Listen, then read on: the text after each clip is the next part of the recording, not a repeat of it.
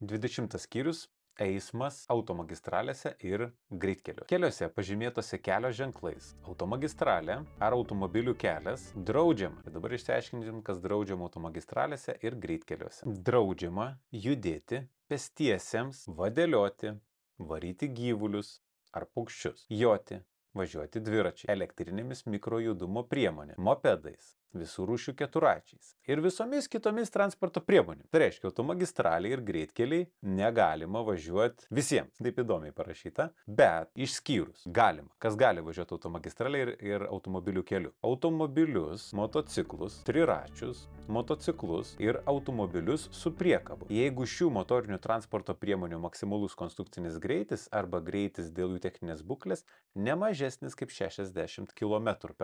Tai reiškia, gali važiuoti šitos transporto priemonės. Čia vieną dalyką pasakom.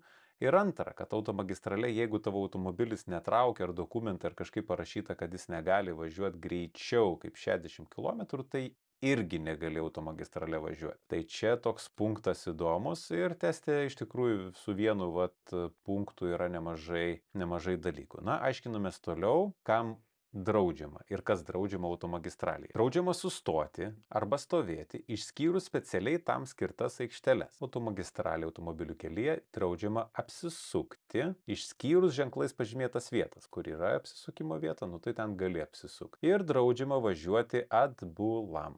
Jūs jau matėte 50% KET pamokos. Visas ir pilnas KET pamokas rasite vairavimoegzaminai.lt.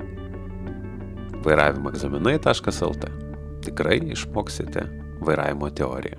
Automagistralė